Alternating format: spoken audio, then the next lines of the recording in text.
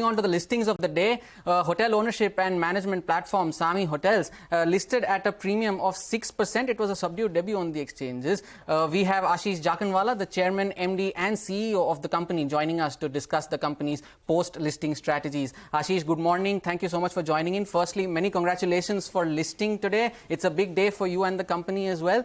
I'd first like to start off by asking you, your last 3 years, the profitability has been impacted due to COVID for obvious reasons. But now, what kind of profit growth run rate do you expect going forward? And I ask you this specifically because hotel stocks like Lemon Tree, Indian Hotels, they may have a different business model compared to you, but they are making record profits. So what do you foresee going forward over the medium to long term?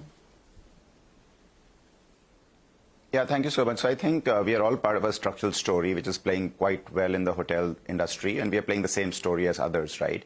Our losses were obviously expanded first because of pandemic, and then in the last fiscal year largely because of one-time expenses that we had to book, right? We've also taken a bold step of significantly deleveraging the balance sheet. So the IPO proceeds of 1,200 crores mostly go towards deleveraging the balance sheet. So what you would see, we've seen really good income growth. Our EBITDA growth between FY20, FY23 has been from 172 crores to 311 crores. So we have unlocked value in our P&L.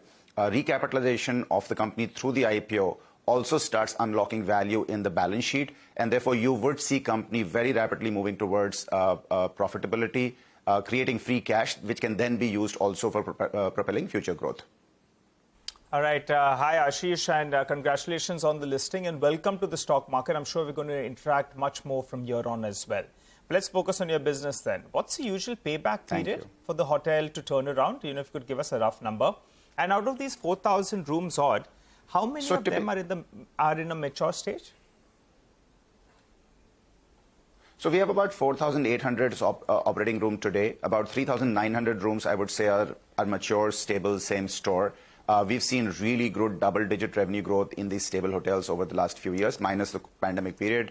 We have about 900 rooms that we're going to take through renovation, rebranding. We've seen from a past track record that the impact of renovation rebranding is significant on the re-rating of hotels. So that's about 900 rooms of the 4,800 rooms. We're also adding about 600 rooms to our portfolio, and most of these hotels are in near ready form. So I think you will see a rapid expansion of our P&L over the next few quarters. In terms of payback, what we've seen is we get to NOI yield or asset yield of about 14-15%.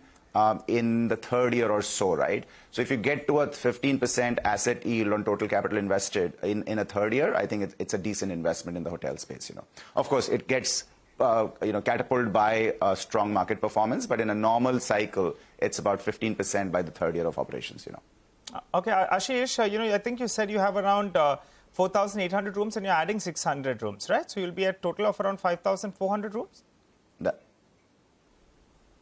That's right. 5,400 is the inventory held by the company today, of which 4,800 is operating, and 600 rooms are at different stages of development. So where does this number head, say, in the coming couple of years? And also, if you could give us a sense at optimum capacity, what kind of revenues can you do? So I think the inventory will start coming live in steps in a staggered manner. The first inventory addition of about 200 to 25 rooms will happen by second quarter of next fiscal year, so let's say around September. And the balance will take about additional 2.5 years more, right? So between next year and 2026, we would have added all of these 600 rooms. As I said earlier, I think we dominate different price points in the gateway cities. And we've been actually seeing pretty robust revenue growth in these gateway cities, almost double digits, right? So we did a revenue of about 960 crores in FY23 on a pro forma basis, including the acquisition. And I think we've been seeing double-digit growth. So there is no data point in the market that tells us that the revenue growth is going to slow down over the next 4 or 5 years, because honestly, supply is barely half of the demand growth. So we expect that revenue growth of about double digits to continue over the next few years. Ashish, due to paucity of time, I'm going to club two questions into one.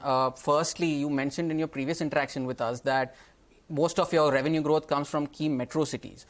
do you see yourself expanding beyond that in the near future? That's part one of my question. And part two is that your RSP, in your RSP, you mentioned that you may require further equity and debt financing in the future to continue growing. And you've used up most of your IPO proceeds to retire some debt. You still have around 1,800 crores on your balance sheet, if I'm correct. Do you see yourself becoming a debt-free company sometime in the next 2, 3, 5 years? Do you have a number on that? So I think first question about strategy, I think we'll continue to focus on markets which have very large office and airline business. So to that extent, we'll limit our growth to gateway cities or cities which are emerging to be gateway cities. That's a near-term focus. In terms of growth, you're absolutely right. We are taking a bold step of making a large deleveraging moment through the IPO proceeds. Having said that, that really sets the company on path of producing free cash. And that's the free cash that is going to be used for funding future growth, right? So I think we are effectively taking a bit of a long-term strategy where the company becomes self-accretive in terms of growth rather than necessarily raising money for growth. So that handles our growth bit. In terms of deleveraging, I think we are very clear that IPO is the start of a deleveraging story. We go down to a fairly reasonable level post the IPO proceeds. We start producing free cash.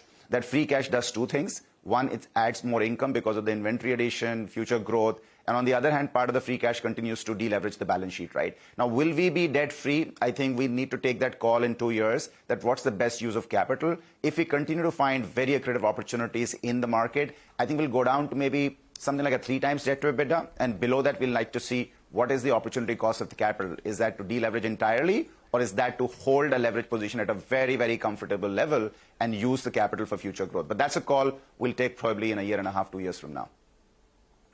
That's a question we'll keep asking you every time we interact. But Ashish, thank you so much for joining us today. Many congratulations once again, and hope to interact with you more often on this platform. That was the management of SAMHI Hotels. Now,